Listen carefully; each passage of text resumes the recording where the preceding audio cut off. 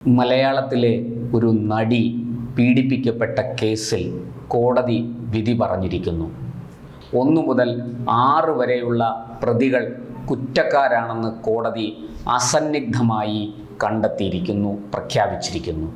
എന്നാൽ 7 മുതൽ 10 വരെയുള്ള പ്രതികൾ, നമ്മുടെ നടൻ ദിലീപ് അടക്കമുള്ള 4 പേരെ കുറ്റക്കാരല്ലെന്ന് കണ്ട് അവരെ ഈ കേസുമായി ബന്ധിപ്പിക്കാൻ കഴിയുന്ന തെളിവുകളില്ല എന്ന് ചൂണ്ടിക്കാട്ടി പ്രോസിക്യൂഷന് ആ തെളിവുകൾ ഹാജരാക്കാൻ കഴിഞ്ഞിട്ടില്ല എന്ന് വ്യക്തമാക്കി കോടതി കുറ്റവിമുക്തരാക്കി വെറുതെ വിട്ടു.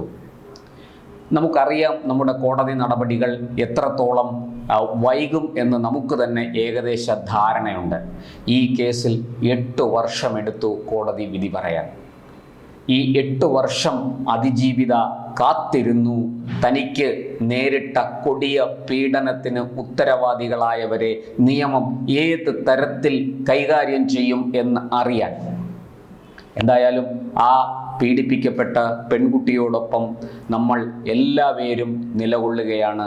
ആ കുട്ടിക്ക്, ആ സ്ത്രീക്ക്, ആ നടിക്ക് നീതി ലഭിക്കണം എന്ന കാര്യത്തിൽ നമുക്കാർക്കും യാതൊരു സംശയവുമില്ല. എന്തായാലും 1 മുതൽ 6 വരെയുള്ള പ്രതികൾ, പൾസർ സുനിൽ തുടങ്ങി 6 പേർ ഈ കൃത്യത്തിൽ നേരിട്ട് പങ്കെടുത്തു എന്ന് തെളിയിക്കാൻ പ്രോസിക്യൂഷന് സാധിച്ചു. അപ്പോൾ പ്രോസിക്യൂഷനും അന്വേഷണ സംഘവും ഒന്നും മോശക്കാരല്ല എന്ന് വ്യക്തമാണ്. അവരുടെ അന്വേഷണ മികവിൻ്റെ അടിസ്ഥാനത്തിൽ, അവർ നിരത്തിയ തെളിവുകളുടെ അടിസ്ഥാനത്തിൽ, ആ തെളിവുകൾ കൃത്യമായി കോടതിയെ ബോധ്യപ്പെടുത്തുന്നതിൽ പ്രോസിക്യൂഷൻ വിജയിച്ചതിൻ്റെ അടിസ്ഥാനത്തിൽ ഒക്കെയാണ് ഈ 1 മുതൽ 6 വരെയുള്ള പ്രതികൾ കൊടും കുറ്റവാളികളാണ് എന്ന് കോടതി കണ്ടെത്തിയിരിക്കുന്നത്. കോടതി ഉറപ്പിച്ചത് തെളിവുകൾ പൂർണ്ണമാണ്, ഒരു സംശയത്തിനും ഇടയില്ല.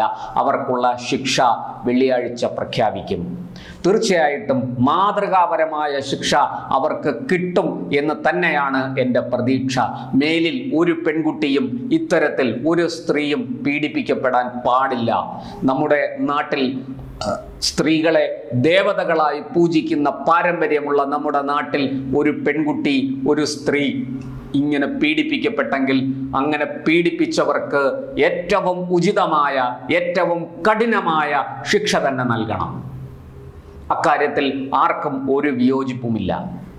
പക്ഷേ ഇവിടെ ഞാൻ ഉന്നയിക്കാൻ പോകുന്നത് അതല്ല. അതിലൊക്കെ നമ്മൾ സംതൃപ്തരാണ്. കൃത്യമായിട്ടും അതിജീവിതയ്ക്ക് നീതി കിട്ടിയിരിക്കുന്നു. ഈ കാര്യത്തിൽ അവരെ നേരിട്ട് ഉപദ്രവിച്ച ആൾക്കാർ കൊടും കുറ്റവാളികളാണെന്ന് തെളിഞ്ഞിരിക്കുന്നു. അവർക്കുള്ള ശിക്ഷ താമസം വിന കോടതി പ്രഖ്യാപിക്കും. അക്കാര്യത്തിൽ പരിപൂർണ വിശ്വാസവും കോടതിയോട് അങ്ങേയറ്റത്തെ ബഹുമാനവും എനിക്കുണ്ട്. എന്നാൽ കോടതി കുറ്റവിമുക്തരാക്കിയവരെ കുറിച്ചും ചിലത് പറയാതിരിക്കാൻ നിർവാഹമില്ല. തെളിവുകളുടെ അഭാവത്തിൽ ഒരു വ്യക്തിക്കെതിരെ ഒരു കേസിൽ ഒരാളെ പ്രതി ചേർക്കുന്നു, പോലീസ് അയാൾക്കെതിരെ തെളിവുകൾ ഹാജരാക്കുന്നു. ആ തെളിവുകൾ പരിശോധിച്ചിട്ട് കോടതിയാണ് തീരുമാനിക്കുന്നത് ഈ തെളിവുകൾ പൂർണ്ണമാണോ, ഈ തെളിവുകൾ ഈ പ്രതിയെ ഈ കേസുമായി ബന്ധിപ്പിക്കുന്നുണ്ടോ, ഇയാൾ ശിക്ഷയ്ക്ക് അർഹനാണോ, കുറ്റവാളിയാണോ എന്നൊക്കെ പരിശോധിച്ച് നിർണയിക്കുന്നത് കോടതിയാണ്. അതിന് വ്യവസ്ഥാപിതമായ മാർഗം നമ്മുടെ നിയമം മുന്നോട്ട് വെക്കുന്നുണ്ട്. കണ്ണ് കെട്ടിയ നീതി ദേവതയാണ് നമുക്കുള്ളത്. അവിടെ അവർ തെളിവുകൾ മാത്രമേ കാണുകയുള്ളൂ. ഒരിക്കലും ഒരു പക്ഷവും പിടിക്കാതെ, തികച്ചും പക്ഷപാത രഹിതമായി അവർ വിധി പറയുന്നു. നമ്മുടെ നീതിപീഠം, നമ്മൾ അങ്ങേയറ്റം ഈശ്വരൻ്റെ പ്രത്യക്ഷ രൂപമായി നമ്മൾ കരുതുന്ന നീതിപീഠം വിധി പറയുന്നു. അങ്ങനെ കോടതി വിധിച്ചു കഴിഞ്ഞാൽ പിന്നെ നമുക്ക് ആ വിധിയിൽ ആക്ഷേപമുണ്ടെങ്കിൽ അപ്പീൽ പോകാം. അങ്ങ് സുപ്രീം കോടതി വരെ പോകാനുള്ള അവസരവും അനുവാദവും നമുക്കുണ്ട്. നമ്മുടെ നിയമം ആ പരിരക്ഷ നമുക്ക് നൽകിയിട്ടുണ്ട്. നമുക്ക് കൂടുതൽ തെളിവുകൾ ഹാജരാക്കാം, നമുക്ക് കൂടുതൽ വാദങ്ങൾ ഉന്നയിക്കാം, അപ്പീലുമായി മേൽക്കോടതികളിലേക്ക് പോകാം. ഒടുവിൽ സുപ്രീം കോടതിക്കും ബോധ്യപ്പെടണം ഇയാൾ കുറ്റവാളിയാണ്, തെളിവുകൾ ശരിയാണ്, പൂർണ്ണമാണ് എന്ന്. എങ്കിലാണ് ഒരാൾ കുറ്റവാളി ആകുന്നത്. അല്ലാത്ത പക്ഷം ഒരാൾ പൂർണ്ണമായിട്ടും കുറ്റവാളിയാണ് എന്ന് നമുക്ക് പറയാൻ കഴിയില്ല. ഞാൻ നിയമത്തിൻ്റെ സാങ്കേതികത്വത്തിലേക്കൊന്നും പോകുന്നില്ല. ഇവിടെ ദിലീപ് എന്ന നടനെ കോടതി കുറ്റവിമുക്തനാക്കി. എനിക്ക് ഇവിടെ ചൂണ്ടിക്കാട്ടാനുള്ള കാര്യവും അതാണ്. ആ ദിലീപിനെ കേസിൻ്റെ വിധി വരും മുമ്പ് തന്നെ കുറ്റവാളിയാണെന്ന് പ്രതിക്കൂട്ടി നിർത്തി വിചാരണ ചെയ്തത് സത്യത്തിൽ നമ്മുടെ മാധ്യമങ്ങളാണ്. നമ്മുടെ മാധ്യമങ്ങൾ ഇനിയും കൂലങ്കഷമായി ചിന്തിക്കേണ്ടിയിരിക്കുന്നു. തങ്ങൾ റിപ്പോർട്ട് ചെയ്യുന്ന രീതി, ഒരു കേസ്, ഒരു വാർത്ത ജനങ്ങളുടെ മുന്നിൽ അവതരിപ്പിക്കുന്ന രീതി ശരിയാണോ എന്ന് നമ്മുടെ മാധ്യമങ്ങൾ പുനർവിചിന്തനം ചെയ്യേണ്ട കാലം അതിക്രമിച്ചിരിക്കുന്നു. സ്വന്തം വിശ്വാസ്യത കളഞ്ഞു കുളിക്കുന്ന ഒരു രീതിയിലേക്ക് മാധ്യമ റിപ്പോർട്ടിംഗ് പോകരുതേ എന്നാണ് മാധ്യമപ്രവർത്തകൻ കൂടിയായ എൻ്റെ അപേക്ഷ. നമുക്ക് ഏത് വാർത്തയും സത്യസന്ധമായി റിപ്പോർട്ട് ചെയ്യണം. നമ്മുടെ പക്ഷം എപ്പോഴും സത്യത്തിൻ്റെ പക്ഷമായിരിക്കണം. വസ്തുതകളുടെ അടിസ്ഥാനത്തിലാണ് നമ്മൾ റിപ്പോർട്ട് ചെയ്യേണ്ടത്. നമ്മുടെ മുന്നിൽ ഒരു ക്രൈം, ഒരു കുറ്റകൃത്യം സംഭവിച്ചിരിക്കുന്നു, ഒരു കേസ് പോലീസ് എടുത്തിരിക്കുന്നു.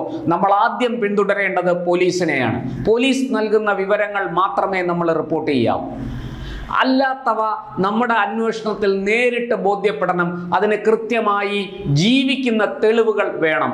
എങ്കിൽ മാത്രമേ നമ്മൾ പോലീസിന്റെ അന്വേഷണം വഴിതെറ്റിയിരിക്കുന്നു, പോലീസ് ആരെയോ രക്ഷിക്കാൻ ശ്രമിക്കുന്നു എന്നീ കാരണങ്ങൾ ചൂണ്ടിക്കാട്ടി ഒരു വാർത്ത റിപ്പോർട്ട് ചെയ്യാൻ പാടുള്ളൂ. അല്ലാത്ത പക്ഷം നമ്മൾ കൃത്യമായി വസ്തുതകളുടെ അടിസ്ഥാനത്തിൽ മാത്രമേ വാർത്തകൾ റിപ്പോർട്ട് ചെയ്യാവൂ, പ്രത്യേകിച്ചും കുറ്റകൃത്യങ്ങൾ. നമുക്കാരെയും വിചാരണ ചെയ്യാനുള്ള അവകാശമില്ല, അധികാരമില്ല. വാർത്തകൾ റിപ്പോർട്ട് ചെയ്യാനും വിശകലനം ചെയ്യാനുമുള്ള അവകാശം മാത്രമേ നമുക്കുള്ളൂ എന്ന് മാധ്യമപ്രവർത്തകർ ആദ്യം തിരിച്ചറിയണം.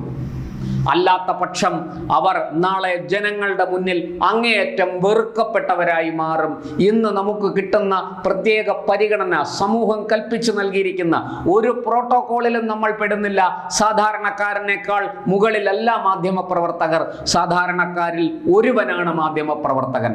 അങ്ങനെയുള്ള മാധ്യമപ്രവർത്തകന് സമൂഹം കൽപ്പിച്ചു നൽകിയിരിക്കുന്ന ഒരു ആദരവുണ്ട്.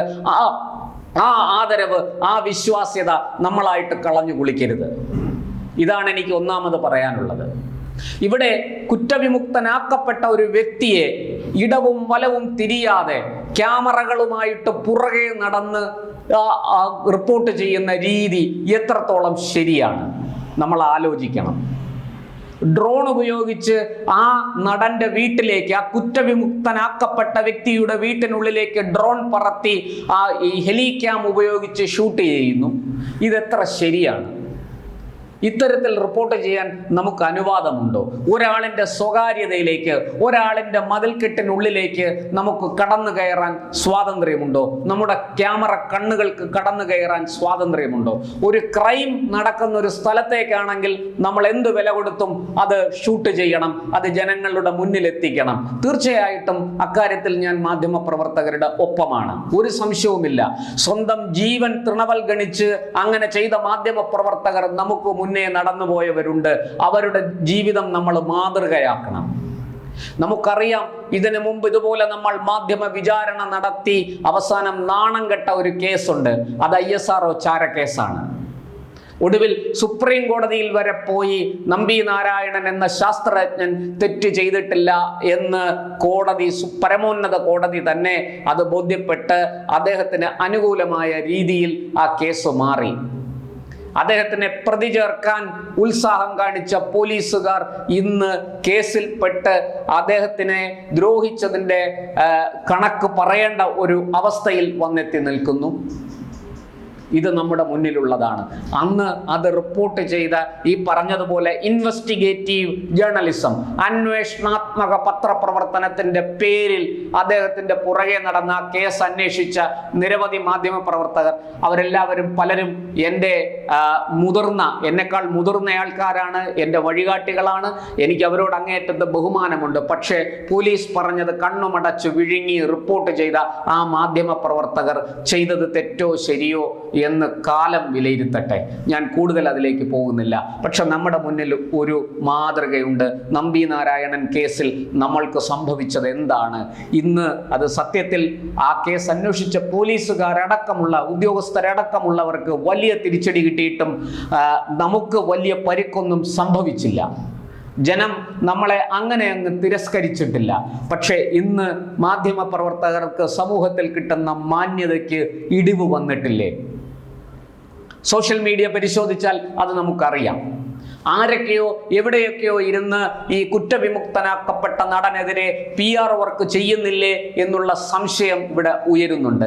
അത് സോഷ്യൽ മീഡിയയിലുമുണ്ട്, നമ്മുടെ മാധ്യമങ്ങളിലും അത്തരം PR വർക്കുകളുടെ ഫലമായുള്ള വാർത്തകൾ വരുന്നു.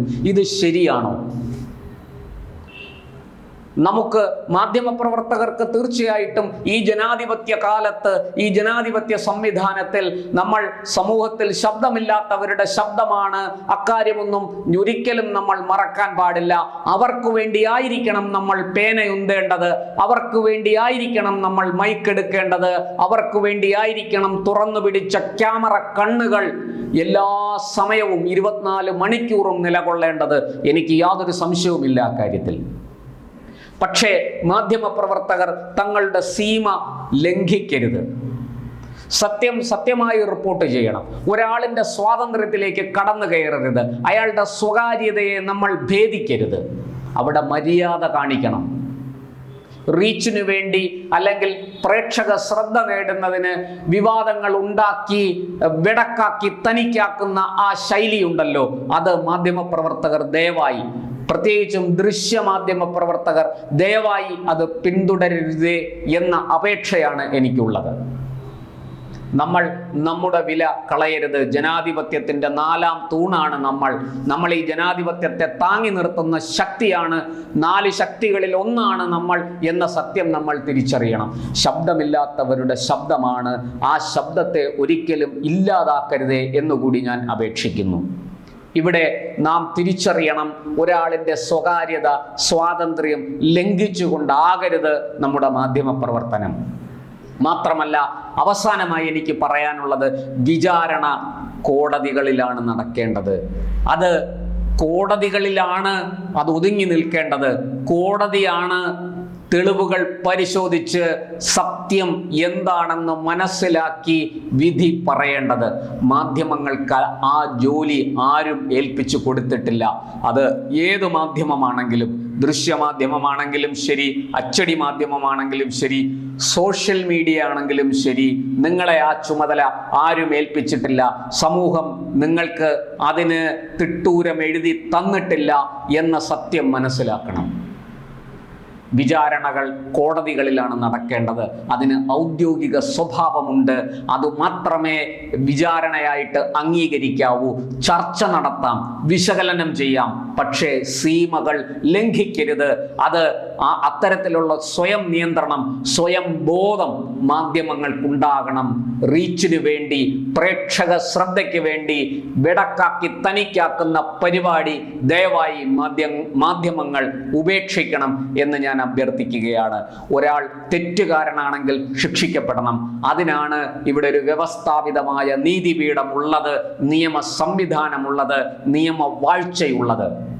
ആ നിയമവാഴ്ചയെ 1000 കേസുകളല്ല 10,000 കേസുകൾ തോറ്റാലും ശരി, ആ നീതിപീഠത്തെയും നിയമവാഴ്ചയെയും നമ്മുടെ രാജ്യത്ത് നിലനിൽക്കുന്ന നിയമം മൂലം സ്ഥാപിതമായ ഭരണഘടനയെയും ഞാൻ അങ്ങേയറ്റം മാനിക്കുന്നു.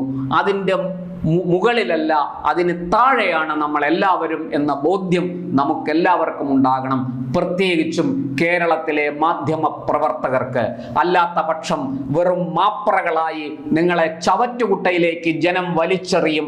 നിങ്ങളുടെ വാക്കുകൾക്ക് യാതൊരു വിശ്വാസ്യതയും ഉണ്ടാകില്ല എന്നുകൂടി നമ്മൾ തിരിച്ചറിയണം. ഇവിടെ ഞാനും നിങ്ങളും അടക്കമുള്ള മാധ്യമ പ്രവർത്തകർക്ക് വലിയ ഉത്തരവാദിത്വമാണ് നിർവഹിക്കാനുള്ളത്.